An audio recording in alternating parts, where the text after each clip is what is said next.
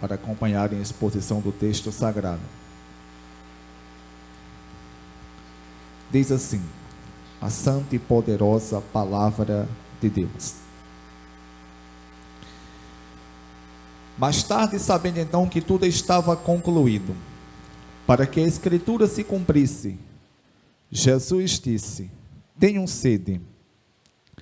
Estava ali uma vasilha cheia de vinagre. Então embeberam a esponja nela. Colocaram a esponja na ponta de um caniço de isopo e a ergueram até os lábios de Jesus. Tendo-o provado, Jesus disse: está consumado. Com isso curvou a cabeça e entregou o Espírito. Era o dia da preparação e o dia seguinte seria um sábado especialmente sagrado. Como não queriam que os corpos permanecessem na cruz durante o sábado, os judeus pediram a Pilatos que mandasse quebrar as pernas dos crucificados e retirar os corpos. Vieram então os soldados e quebraram as pernas do primeiro homem que fora crucificado com Jesus, e em seguida as do outro. Mas quando chegaram a Jesus, constataram que já estava morto. Não lhe quebraram as pernas. Em vez disso, um dos soldados perfurou o lado de Jesus com uma lança, e logo saiu sangue e água. Aquele que ouviu, disso deu testemunho, e o seu testemunho é verdadeiro. Ele sabe que está dizendo a verdade, e dela testemunha para que vocês também creiam. Estas coisas aconteceram para que se cumprisse a Escritura. Nenhum dos seus ossos será quebrado. E como diz a Escritura noutro lugar, olharão para aquele que o traspassaram. E eu rogo os irmãos que orem por mim. Quando eu estiver orando, que os irmãos fechem os olhos e orem por mim, e orem também para vocês, para que Deus ilumine a minha mente, eu entenda as Escrituras, e vocês também entendam, porque o que adiantaria nós estarmos aqui se eu não entendesse, eu não explicasse a palavra como ela é, e vocês não entendessem? Estaríamos aqui perdendo o nosso tempo. Portanto, orem por mim e orem também por vocês. Oremos. Bendito Deus, eterno, poderoso e santo Pai, em nome do teu Filho amado Jesus, te louvo, te agradeço por tudo que o Senhor tem nos concedido. Deus eterno, te peço perdão por todos os pecados, Deus, que assim cometei. Te peço, Deus, em nome de Jesus, ilumine a minha mente, me faça, Deus, compreender a tua palavra como realmente ela é, que eu não venha aumentar nem diminuir, e muito menos, Deus, propagar, ensinar as heresias que tanto, Deus, tem sido ensinado em relação à tua palavra. Deus bendito, que com o teu Santo Espírito, ou através do teu Santo Espírito, eu possa entender corretamente e explicar a mesma, e todos que aqui estão, Deus, possam entender, e assim crescermos na graça e no conhecimento, e deixarmos, Deus, de sermos crianças na fé, ou sairmos dos princípios elementares, do ABC da fé, Deus, porque infelizmente, Deus, é isso que, infelizmente, digo isso com tristeza, que muitas vezes eu vejo pessoas, Deus, que congregam conosco, que ainda estão no ABC da fé, não conhecem, ou não conseguem compreender, doutrinas que são simples, e que tantas e tantas e tantas e tantas incansáveis vezes, eu tenho ensinado, Deus, pela tua graça, e não conseguem entender. Mas Deus bendito, abre a mente, Deus, faz com que eles aprendam, para que possam viver daquela forma, e também ensinarem as pessoas que não conhecem. Assim, Deus, te peço e te agradeço em nome de Jesus, amém. Irmãos, dando continuidade à exposição do Evangelho que segundo escreveu João, e hoje irei fazer a exposição da perícope que trata da morte de Jesus. E irei entrar, irmãos, também na questão da salvação, porque Como eu disse orando, muitas e muitas e muitas, na verdade já perdi as contas de quantas vezes eu ensinei sobre a salvação e o que Deus fez por nós, e muitos irmãos não têm aprendido. Que os irmãos possam aprender, para a gente não estar falando o que a Bíblia não diz, estarmos propagando sem querer o que o calvinismo propaga. A gente vai ver o que é que Jesus fez por nós. O que Jesus fez, ninguém podia fazer. Agora ficou a critério de cada um, obedecer e praticar a palavra de Deus. Se assim não for, a gente está perdendo tempo em estar aqui. A gente é melhor ir para casa, cada um fazer o que quer, deixar de lutar contra os desejos pecaminosos e deixa a vida levar. A gente tem que saber diferenciar, irmãos, o que Deus fez por nós e o que a Bíblia diz que a gente tem que fazer. A gente tem que fazer para se salvar. Eu vou citar inúmeros versículos aqui que os irmãos aprendam. E no final eu vou citar e vou pedir para vocês abrirem o capítulo 14, versículo 13 de Apocalipse, depois capítulo 20, versículo 11 em diante. O que é que vai seguir a gente? Uma coisa é o que Deus fez, outra coisa é a nossa responsabilidade de fazermos, praticarmos boas obras. Vamos para a perícope, versículo 28. Mais tarde, sabendo então que tudo estava concluído, para que a Escritura se cumprisse, Jesus disse: tenham sede. Irmãos, a gente vê aqui nesse versículo, mais uma vez, não só nele, mas mais uma vez, que o que Jesus, ou o plano de Deus para a salvação do homem, ele era impossível de dar errado. João registra, mais tarde, sabendo então que tudo estava concluído. Ou seja, o próprio Jesus, irmãos, ele sabia que a obra que ele veio realizar aqui na terra, ela já estava concluída, e ninguém poderia impedir. Ninguém.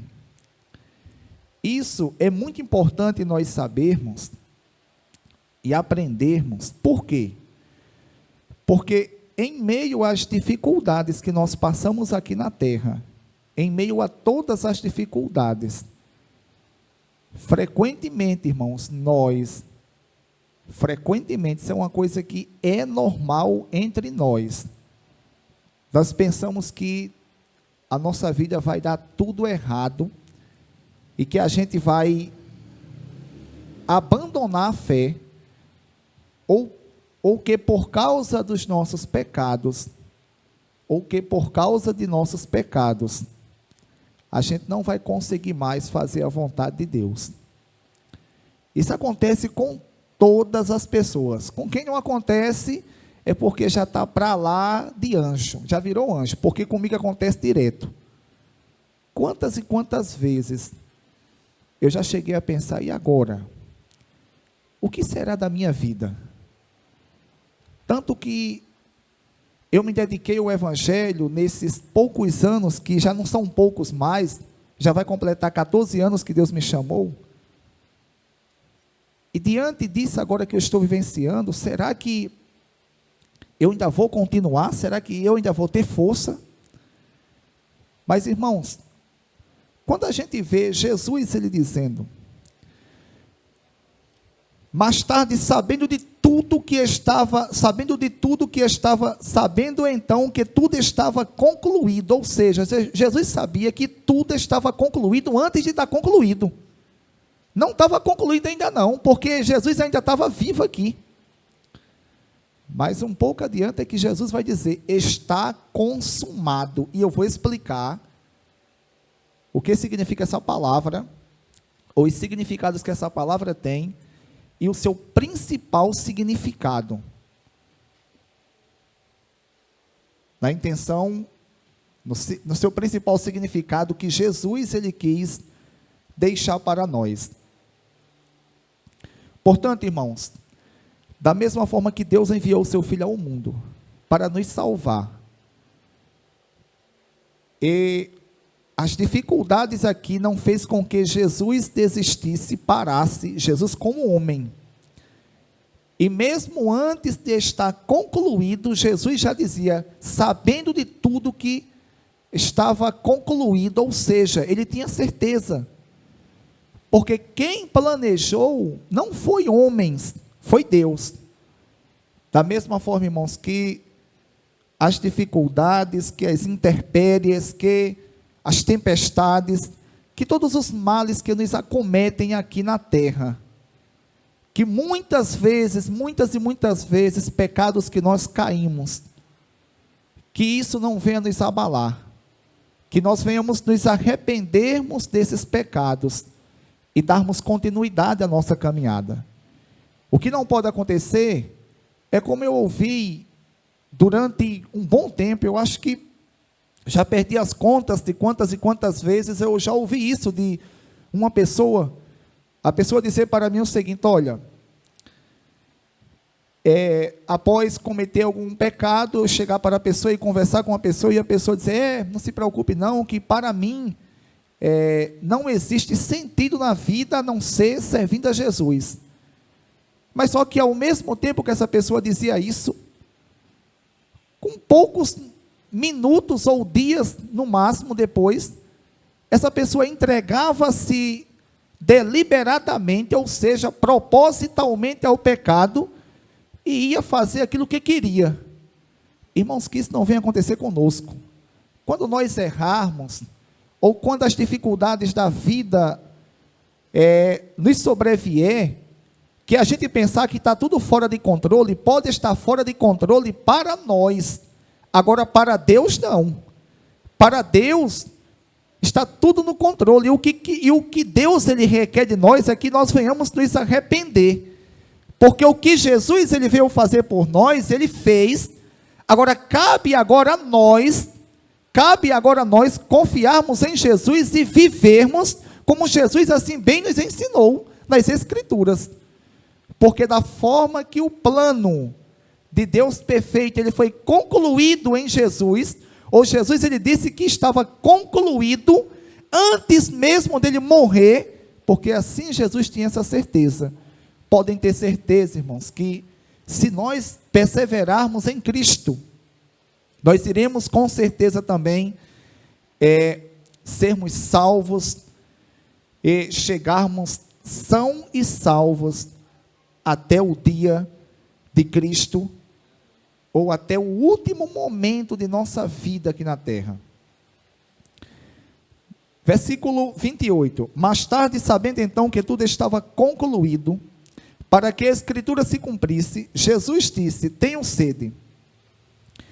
Estava ali uma vasilha cheia de vinagre.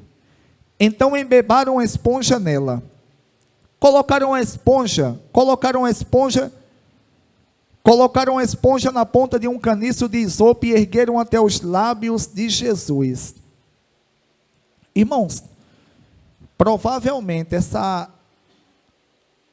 a cruz, ou o local que Jesus estava pendurado, que foi um madeiro, provavelmente ele tinha no máximo, alguns dizem que pouco mais de 1,5 metro. Ele tinha no máximo, 2,5 metros, isso era no máximo. Por quê? Esse isopo era uma folha de planta, e era muito levezinho, e colocaram em uma vara, e ergueram até os lábios de Jesus. diante disso aí, dá para ter uma ideia que não era muito alta a cruz que Jesus, ou o madeiro que Jesus ele foi crucificado.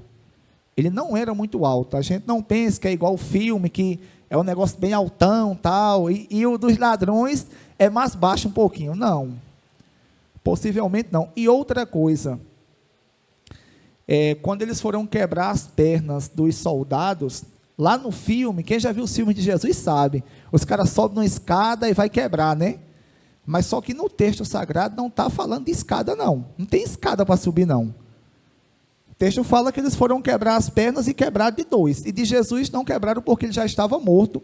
E eu vou explicar o porquê de quebrar as pernas. A ideia de quebrar as pernas é o seguinte: como eles estavam sendo crucificados, eles tinham uma dificuldade muito grande em respirar. E quando eles iam respirar, eles faziam uma força muito grande. E eles faziam força tanto nas pernas como em todo o corpo para puxar a respiração. Quebrando as pernas, ia provocar uma dor muito grande nas pessoas que estavam sendo crucificadas, e também não ia mais ter como respirar, porque todo o corpo já estava fraco. E automaticamente isso acelerava a morte. No caso de Jesus, ele não necessitou, porque ele já estava morto, quando os soldados chegaram até Jesus. Versículo 30. Tendo-o provado, Jesus disse: está consumado. Com isso curvou a cabeça e entregou o Espírito.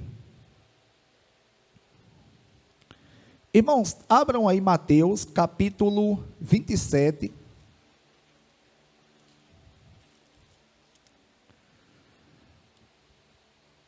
Versículo 45.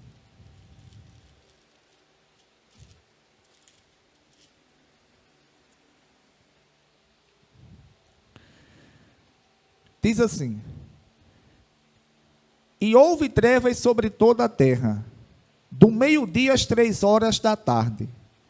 Por volta das 3 horas da tarde, Jesus bradou em alta voz: Eloi, Eloi, lama sabactani, que significa: meu Deus, por que me abandonaste?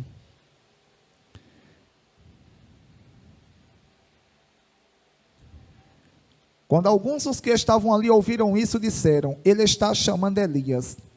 Imediatamente um deles correu em busca de uma esponja, embebeu-a em vinagre e colocou-a na ponta de uma vara e deu-a a Jesus para beber. Mas os outros disseram: deixem-no, vejamos se Elias vem salvá-lo. Depois de ter bradado novamente em alta voz, Jesus entregou o Espírito. Naquele momento, o véu do santuário rasgou-se em 2 partes, de alto a baixo. A terra tremeu, e as rochas se partiram. Os sepulcros se abriram, e os corpos de muitos santos que tinham morrido foram ressuscitados. E saindo dos sepulcros, depois da ressurreição de Jesus, entraram na cidade santa e apareceram a muitos. Irmãos, como registrou João aqui, versículo 30, do capítulo 19, tendo-o provado, Jesus disse: está consumado.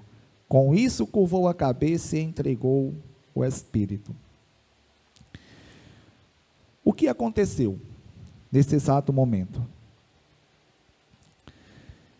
Irmãos, Jesus, ele quando veio à terra, Jesus ele tinha um propósito, ele tinha uma missão. A missão era reconciliar toda a humanidade com a pessoa de Deus.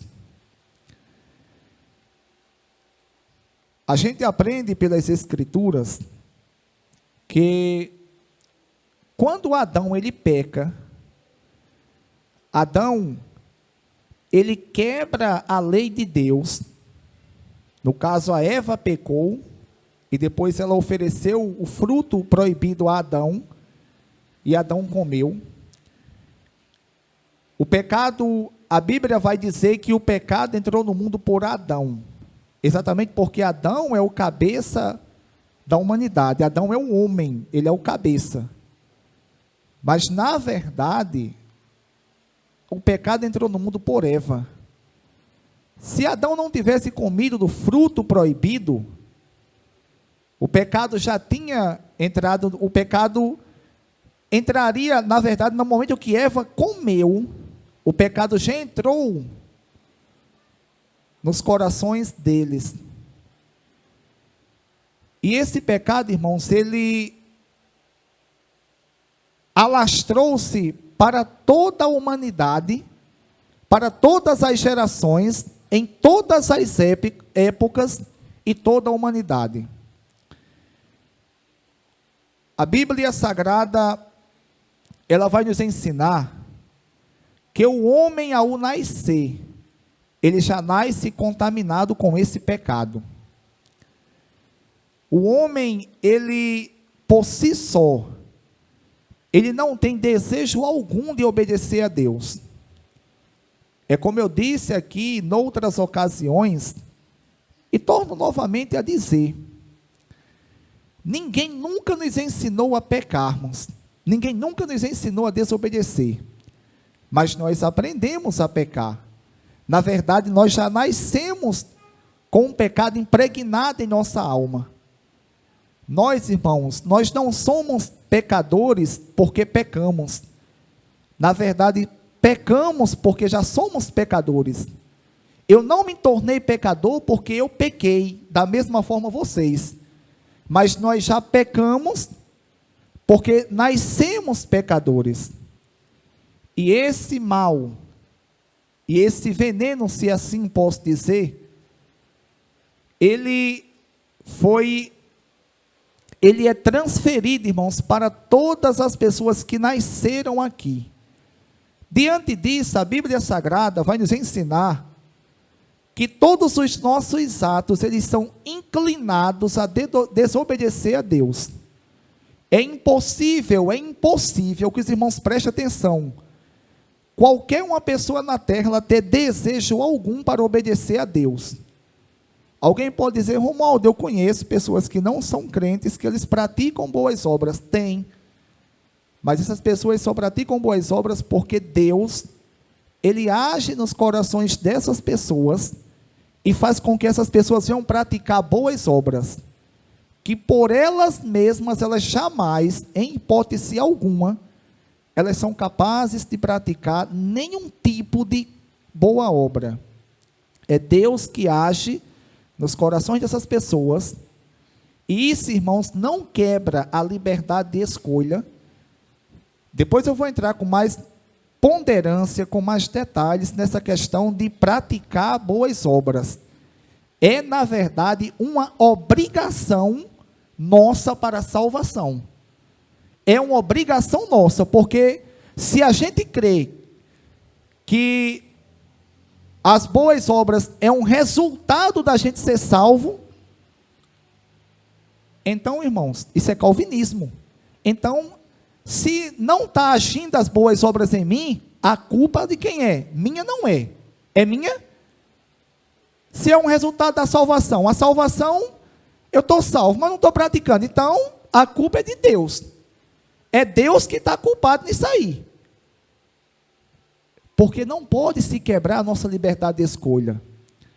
Irmãos, a gente está aqui agora, não foi ninguém que nos forçou, não. Foi cada um aqui decidiu estar aqui. Nós temos liberdade para escolher. Portanto, irmãos, o que aconteceu com a humanidade? O homem ficou incapaz de praticar qualquer ato que agradasse a Deus, seja o mais simples que fosse. Diante disso, irmãos, esse pecado ele atingiu toda a raça humana.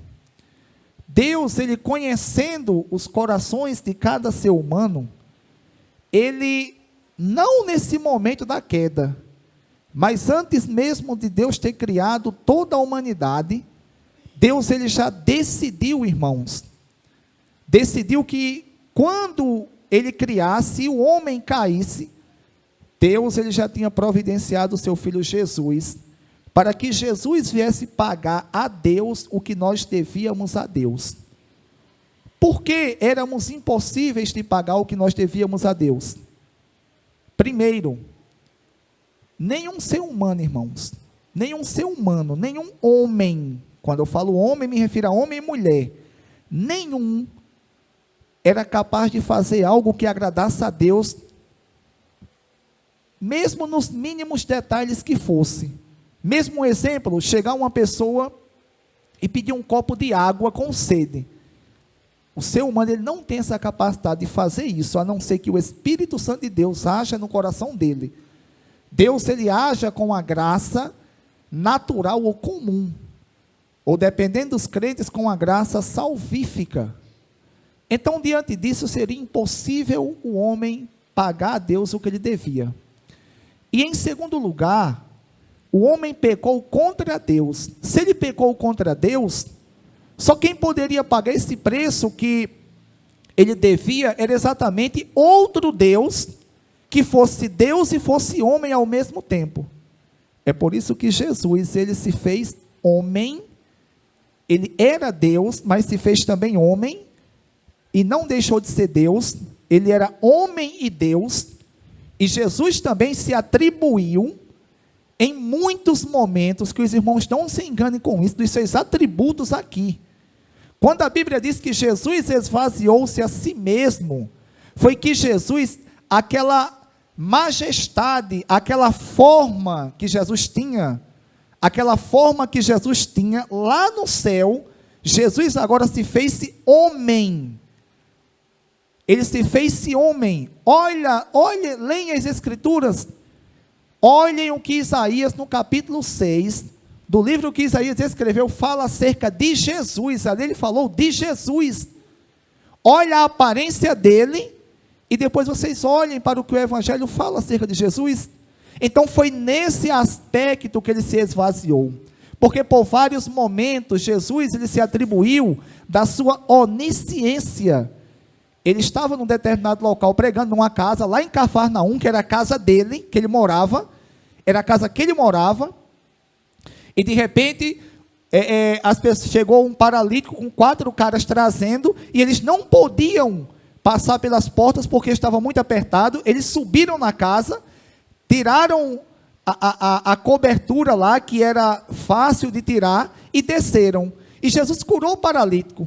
Jesus primeiramente perdoou o pecado do paralítico, e os escribas que estavam ali começaram a murmurar, só que em seus corações, e Jesus, onisciente que era, ele disse: por que vocês estão murmurando nos corações de vocês? E como é que Jesus ele não se atribuiu de seus atributos?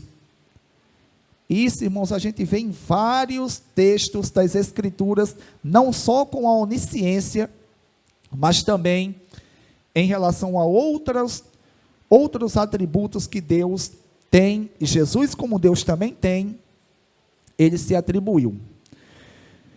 Irmãos, e portanto, nesse exato momento aqui, Jesus, ele já, no seu momento crucial de entregar a sua vida a Jesus, como diz o texto, tendo-o provado, Jesus disse: está consumado. Os irmãos lembram que em Mateus capítulo 27, a partir do 45, o texto vai dizer que Jesus, irmãos, ele quando estava sendo crucificado, ele fez: Eloi, Eloi, lama sabachthani, que quer dizer: meu Deus, por que me abandonaste? Irmãos, a Bíblia vai nos ensinar que no momento que Jesus ele estava sendo crucificado, Deus ele pegou todos os pecados da humanidade, desde o primeiro pecado que Eva pecou, E depois Adão pecou também, desde o primeiro homicida, desde o primeiro adúltero, pecado de todos os homossexuais, de todos os ladrões, de todas as prostitutas, de todos os mentirosos, de todos os fornicadores. O que é o fornicador? Aquele que tem relação sexual sem ser casado. Pecados de todas as pessoas, irmãos, que existiram e que irão existir. Deus, ele pegou todos esses pecados, nesse exato momento que Jesus estava sendo crucificado, e lançou sobre Jesus. É por isso, irmãos, que Jesus, ele quando estava, como disse aqui, há poucos dias, na quarta-feira, que quando ele estava lá no jardim do Getsêmani orando, ele suou como gotas de sangue.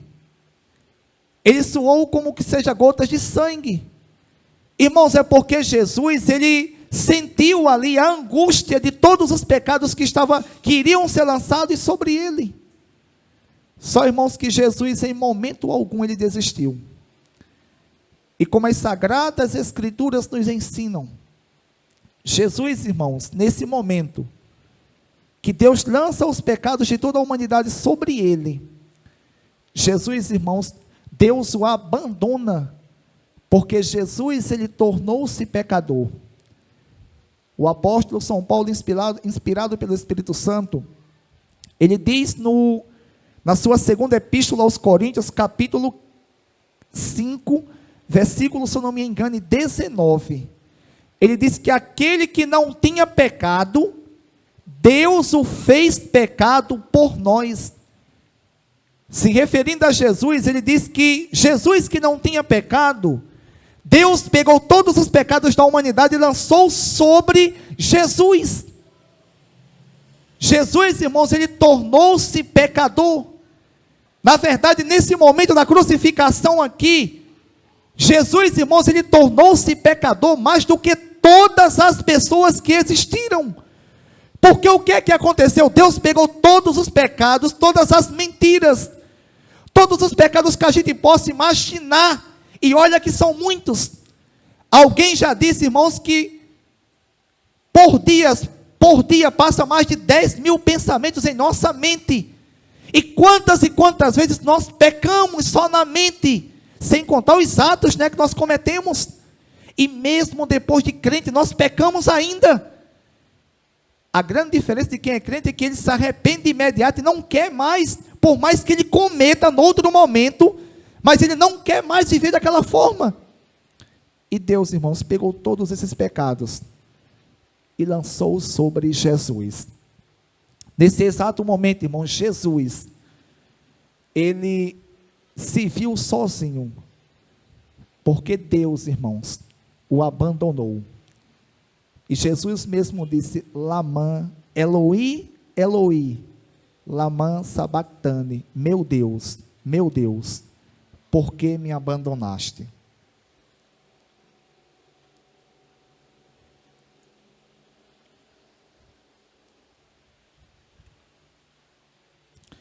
Irmãos, só que como diz o versículo 30, tendo-o provado, Jesus disse: está consumado. Essa palavra, irmãos, consumado, ela tem alguns sentidos. Ela, no comércio dos tempos bíblicos, essa palavra é uma palavra grega, que foi o idioma que foi escrito no Novo Testamento. E essa palavra era muito comum usada entre as pessoas daquela época. No grego, ou no comércio, entre as pessoas do dia a dia que viviam no comércio, essa palavra tinha um sentido de pago. De pago. Isso explica, irmãos, por quê. Jesus, irmãos, ou o apóstolo São Paulo escreve aos Colossenses, se eu não me engano agora no capítulo 1, sim, é no capítulo 1, e ele diz que a cédula que era contra nós, Cristo a cravou na cruz. Ou seja, o pecado que nós devíamos a Deus, não só nós que estamos aqui, mas toda a humanidade, o pecado que cada pessoa que nasceu e que irá nascer, das que estão vivas e as que ainda irão nascer, Deus, irmãos, Ele na pessoa de Jesus, ou Jesus a cravou na cruz, Ele chegou diante de Deus e pagou o preço que nós devíamos. Irmãos, é como a Bíblia Sagrada vai nos ensinar, que diante de Deus, aquelas pessoas que arrependeram-se de seus pecados, porque esse preço ele foi pago para todas as pessoas, mas só aquelas que decidiram querer seguir a Jesus Cristo, diante de Deus, todos os pecados que nós cometemos, Jesus rasgou, Jesus pagou. Agora isso é válido para todos, ou isso foi pago para todos, mas só é válido para aqueles que decidem se arrepender de seus pecados. Irmãos, uma coisa que muita gente não consegue entender, e que apesar de ser muito claro nas Escrituras, é exatamente essa questão. Quando o texto diz, está consumado, ele quer dizer, está pago. É como Gilberto estava dizendo aqui, que existia um homem chamado Martinho Lutero, que foi o protagonista, a principal pessoa que Deus usou para a reforma protestante. Ele desconfiava, ou ele não conseguia entender o que o texto, ou que o apóstolo Tiago estava escrevendo, ou escreveu, na epístola que Tiago escreveu sobre obedecer a palavra de Deus. Irmãos, quando Paulo escreve aos Efésios e diz, vocês foram salvos pela graça, mediante a fé, e isto é dom e não foi pelas obras, isso é dom de Deus. Paulo quis dizer o seguinte, que os irmãos prestem atenção nisso. O que Paulo quis dizer foi que o que a humanidade devia a Deus, que eu expliquei no início do sermão, que era incapaz de se pagar, até porque nenhum ser humano tinha o desejo algum de fazer qualquer coisa que agradasse a Deus. Pelo contrário, se Deus deixasse, irmãos, a gente matava pai, mãe, a gente fazia as piores atrocidades que o mundo possa imaginar, e isso todas as pessoas. Éramos incapazes de pagarmos a Deus, o que devíamos. Aí Deus, Ele fez isso em Jesus. Jesus fez isso por nós, Ele pagou. Então, quando diz que a salvação é pela graça, isso não vem de vós, não é por obras, mas é dom de Deus, mediante a fé, dom de Deus, é que o que nós não podíamos fazer, Deus fez. Agora, toda a Bíblia, desde o Antigo Testamento até o Novo Testamento, vai nos ensinar que nós devemos obedecer a Deus. Nós devemos obedecer a Deus. E a nossa obediência a Deus, ou as nossas obras, elas não são resultados da salvação. Na verdade, a salvação é evidenciada pelas obras. A salvação, porque o que vai dizer que eu sou realmente salvo? É o que eu prego? Não. É o cargo que eu tenho? Não. Sabe o que é? É se eu pratico a palavra de Deus ou não. E isso aí quem vai dizer não sou eu não. O mundo vai ver. É o mundo que vai ver. Então não é, quando Paulo fala que a salvação é pela graça, não é que nós, o praticar as boas obras seja uma evidência da salvação. Isso é calvinismo. Na verdade, a salvação as boas obras, a salvação é evidenciada quando nós praticamos. Se nós não praticarmos, não somos salvos. A prova disso é que João Batista, ele quando veio pregando, ele disse: arrependam-se, porque está próximo o reino de Deus. Ou seja, uma atitude que tem que ser tomada por quem? Por nós. Arrependa-se. Então, é o homem que tem que se arrepender. Jesus falou: arrependa-se, porque o reino de Deus está próximo. Pedro, ou Atos capítulo 3, versículo 19, arrependei-vos e convertei-vos, ou seja, é o homem que tem que se arrepender e se converter, ou seja, obra, para que sejam apagados os vossos pecados, e venham assim tempos de refrigério pela presença do Senhor.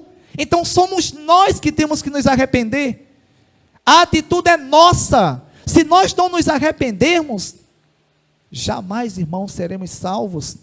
Que a gente não confunda, para a gente não pensar: não, a salvação é pela graça, isso não vem de vós, é dom de Deus. Então, agora é só lazer. É só lazer. Vai ser igual quando o prefeito atual ganhou, que eu escutei um cara falando que agora ia ser só lazer, ia ser 16 anos só de sombra e água fresca. Quando foi isso foi no meio de semana, quando foi no outro domingo, quando foi no domingo, eu passei para a congregação da torre, ele estava subindo a ladeira da torre. Eu disse: não foi só lazer não, tem que trabalhar. Tem que trabalhar. Que negócio só lazer é isso? Quer deixar de trabalhar, morra e vá para o céu. Porque se for para o inferno, o negócio lá fica complicado. Não foi só lazer não. Subiu morrendo de sede, que aquela ladeira ali, eu não sei quem foi que marcou aqui, se foi Rodrigo da Bela Vista, de baixo, até em Selby Carneiro, parece que dá 12 quilômetros e pouco. Então não é só lazer não. Não foi só lazer não. E mais empurrando uma bicicleta e uma bolsa. É só subida. Irmãos, Romanos capítulo 2, versículo 12. Todo aquele que pecar sem a lei também perecerá. E todo aquele que pecar sob a lei, pela lei será julgado. Porque não são os que ouvem a lei que são justos aos olhos de Deus, mas os que obedecem à lei, estes serão declarados justos. Ezequiel capítulo 18, eu não vou ler aqui para adiantar. O escritor, inspirado pelo Espírito Santo, Ezequiel, vai dizer que Deus, ele não se agrada na morte do ímpio, ou seja, de uma pessoa mau que não serve a ele. Que cada um deve se arrepender de seus pecados. Então, cabe a nós. Abram aí Apocalipse capítulo 14, para mim dar continuidade ao texto que eu estava expondo.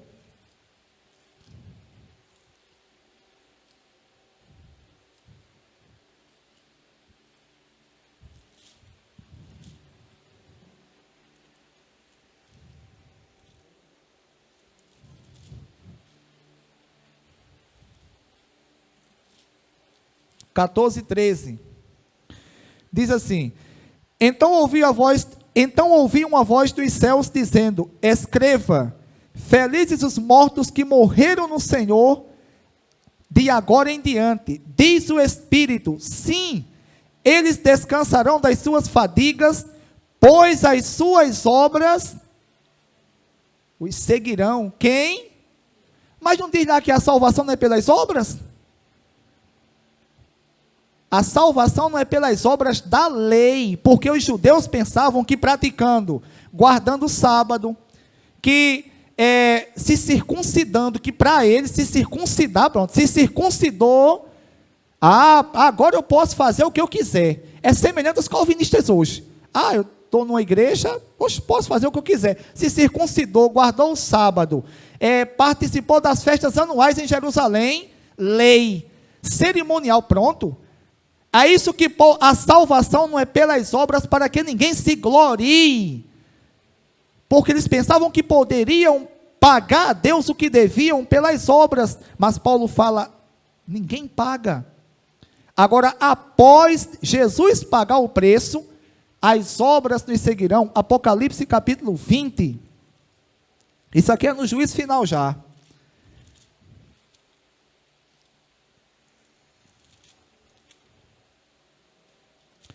Do versículo 11 em diante. Depois ouvi um grande trono branco, e aquele que estava sentado, e aquele que nele estava sentado. A terra e o céu fugiram da sua presença, e não se encontrou lugar para eles. Vi também mortos grandes e pequenos, em pé diante do trono, e livros foram abertos. Outro livro foi aberto, o livro da vida. Os mortos foram julgados de acordo com o que tinham feito, segundo o que estava registrado nos livros.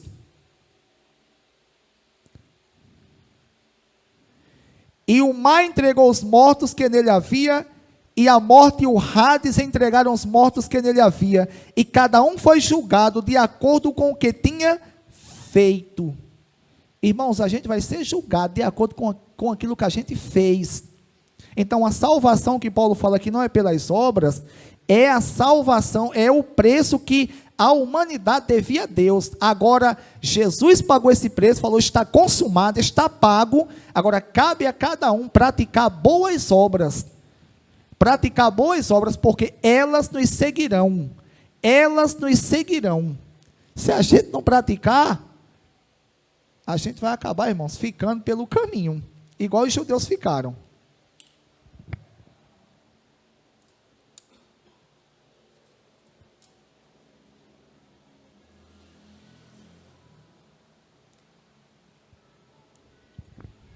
E que fique bem claro, irmãos. Quando a pessoa ouve o Evangelho e ela decide seguir a Jesus, ela arrepende de seus pecados e decide seguir a Jesus, o Espírito Santo ele passa a habitar no corpo daquela pessoa. A partir daquele momento, quando a pessoa já decidiu, foi a pessoa que tomou a decisão. Deus, ele conhecendo o coração daquela pessoa, ele usou o Espírito Santo para libertar o arbítrio que estava preso. Mas Deus só fez isso porque ele, primeiramente, ele conhecia que aquela pessoa queria. Aí ele fez isso. Aí, a partir desse momento, a pessoa toma a decisão é da pessoa. Quando a pessoa tomar essa decisão, aí o Espírito Santo, irmãos, se a pessoa se submeter e perseverar, o Espírito Santo ele vai gerando fé, ele vai gerando arrependimento, está entendendo? Ele vai gerando os frutos, mas se a pessoa quiser, porque tem a parte humana, se a pessoa não quiser, acontece como já aconteceu comigo, eu fui para o mundo, como acontece com muitas pessoas que vão para o mundo e voltam, e algumas não voltam, está entendendo? Então, que fique bem claro isso, para a gente não pensar que a salvação, porque Paulo falou que é pelas obras, num versículo específico, num contexto que ele estava se referindo ao que Deus ele fez pela humanidade, ao pagar o preço, a gente não venha pensar que a gente não precisa mais fazer nada e que o que fizermos aqui não vai servir de nada para a nossa salvação. Quem disse isso? Quem disse é Paulo Júnior. Quem disse é Hernandes. Mas isso aí é calvinismo. A nossa salvação, ela foi dada gratuitamente por Deus a todos. A todos. Agora ela só é obtida aqueles que decidirem seguir a Jesus e perseverar até o fim e praticar boas obras. Só esses que irão ser salvos. E nós temos que nos esforçarmos para estarmos incluídos nesse meio.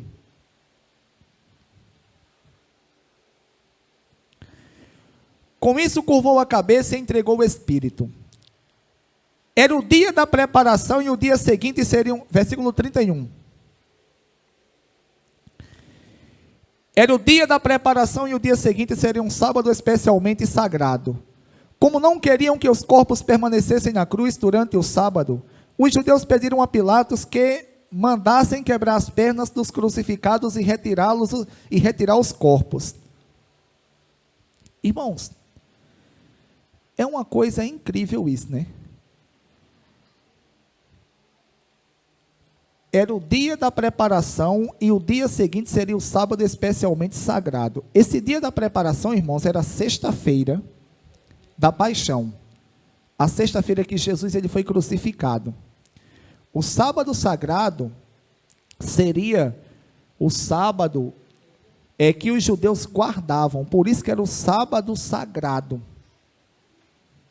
E os judeus, eles sabiam pela lei que não se podia permanecer corpos de pessoas que foram crucificadas, pendurados ainda no madeiro. Por quê? Porque eles tinham essas pessoas como malditas. Tinham essas pessoas como malditas, porque todas as pessoas que fossem mortas com a morte de cruz, era tida como maldita. E, portanto, eles mandaram tirar. Irmãos, agora, o que chama bastante atenção nossa aqui, é a questão, irmãos, desses judeus. Eles tramaram o tempo todo para matar Jesus, traiçoeiramente. Eles mentiram. Eles arrumaram falsas testemunhas. Eles induziram as pessoas a soltar um bandido, que eles sabiam que o Barrabás era bandido. Eles chegaram, irmãos, até a dizer que César era o rei deles. Mas estavam preocupados, apesar de tudo isso que fizeram, com a questão de os corpos dos crucificados não permanecerem na cruz. Irmãos, que tamanho cinismo esses judeus aqui tinham. Isso, irmãos, nos mostra o quanto essas pessoas aqui, elas, apesar de ser muito religiosas, porque elas eram os líderes, esses judeus aqui eram exatamente os líderes judeus, o sumo sacerdote, os principais ali dos fariseus, os escribas, as pessoas que decidiram crucificar Jesus, induziram os populares ali, as demais pessoas que não tinham cargos que viesse assim, trazer uma influência para tanto. Irmãos, e essas pessoas ao mesmo tempo estavam preocupadas com a lei cerimonial. Como é que essas pessoas conseguiam ser tão hipócritas, ser tão mentirosas? Como é que um exemplo, vou dar um exemplo, eu vou me colocar aqui, para não colocar ninguém no exemplo que eu vou dar. Acontece de eu me desentender, eu não gostar de uma pessoa, e de repente eu tentar a todo custo parar essa pessoa de todas as formas. E isso eu sou o dirigente aqui da igreja. Mas eu não consigo parar essa pessoa. E a única maneira que eu cheguei, a conclusão que eu cheguei, foi que a única maneira de eu parar essa pessoa, era exatamente tirando a vida dela, matando. Só que para eu matar essa pessoa, eu tinha que mentir. Eu tinha que convencer algumas pessoas que ela era uma pessoa ruim, e que necessitava ser morta. Aí eu fizesse isso, irmãos, para todos verem. E ao mesmo tempo, eu viesse me preocupar, sabe com o quê? Com andar de calça na rua e de terno e gravata. Por quê? Porque é um requisito, ou é uma coisa que é exigido, principalmente em outras igrejas, né? Apesar que a pessoa que é crente tem que andar realmente bem vestido. Não da forma que eles ensinam, porque eles dizem que quem não anda dessa forma está pecando contra Deus. Depende de como esteja. Porque tem shorts que não é pecado. E eu me preocupasse com isso. Irmãos, porque o normal seria o quê? Já que eu maquinei na minha mente tirar a vida da pessoa, inocentemente, já que eu planejei ou induzi outras pessoas a fazerem isso junto comigo, por que eu me importar mais, irmãos, com obedecer as coisas que não tem nada a ver com a palavra, na verdade foram implantado? Mas foi exatamente isso que os judeus estavam preocupados. Esses homens, irmãos, eram extremamente religiosos. Eram pessoas que cauterizaram as suas próprias mentes. Eles criaram, ou eles adaptaram a palavra de Deus aos seus pecados, aos seus prazeres, aos seus desejos, às suas vontades. E eles faziam tudo de acordo com aquilo que eles achavam que é correto. Irmãos, que isso não aconteça conosco. Que nos momentos que nós errarmos, que nós pecarmos, que nós desobedecermos a Deus, que nós venhamos, irmãos, de imediato corrermos para os pés de Jesus e pedirmos perdão. Que nós não venhamos nos contentarmos, irmãos, com o desobedecer a Deus. Que a gente não venha pensar, não, eu vou fazer isso aqui, ninguém está vendo isso aqui, e vou continuar. Não faça isso não. Porque não importa se se eu cometer um pecado e vocês verem,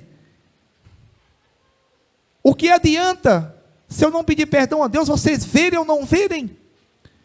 O importante, irmãos, é nós, ao pecarmos, nós pedimos perdão de imediato a Deus. É como eu estava comentando há uns dias atrás com algumas pessoas. Irmãos, o que Davi, o rei Davi, ele fez, foi uma coisa que poucas pessoas, foi uma coisa que muitas pessoas que estão no inferno hoje, não cometeram nem a metade dele. O pecado que Davi cometeu, a gravidade do pecado que Davi cometeu. Mas só que Davi cometeu o pecado e arrependeu-se. E sempre que ele pecava, ele reconhecia que estava errado e procurava se submeter-se a Deus. Em contrapartida, irmãos, quantas e quantas pessoas que não pecaram nem a metade do que Davi pecou. Mas são pessoas que se adaptaram a pecar, que na verdade se adaptaram a viver numa vida costumeira, em desobedecer a Deus, e morreram em seus respectivos pecados. E essas pessoas, irmãos, estão agora no Hades, que é uma antessala do inferno, sofrendo em tormento eterno, como a Bíblia vai nos ensinar, esperando só o dia de juízo. Portanto, irmãos, que a gente não venha, irmãos, se tornarmos pessoas religiosas, pessoas que venhamos praticar toda a qualidade de coisas que é contrárias à palavra de Deus aqui, e nos escondermos, irmãos, sem nos arrependermos de verdade, dos pecados que cometemos.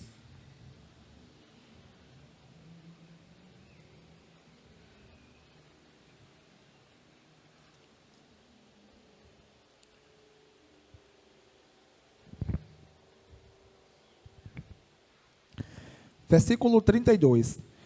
Vieram então os soldados e quebraram as pernas do primeiro homem que fora crucificado com Jesus, e em seguida as do outro. Mas quando chegaram a Jesus, constataram que já estava morto. Não lhe quebraram as pernas. Em vez disso, um dos soldados perfurou o lado de Jesus com uma lança, e logo saiu sangue e água. Aquele que ouviu disso deu testemunho, e o seu testemunho é verdadeiro. Ele sabe que está dizendo a verdade, e dela testemunha para que vocês também creiam. Estas coisas aconteceram para que se cumprisse a Escritura. Nenhum dos seus ossos será quebrado. E como diz a Escritura noutro lugar, olharão para aquele que o traspassaram. Ou seja, isso vai se cumprir. Exatamente quando Jesus voltar no final da grande tribulação, como ele disse em Apocalipse capítulo 1, que todos aqueles que o traspassaram irão vê-lo, e Jesus irá julgar a todos. Irmãos, que Deus em Cristo continue nos abençoando.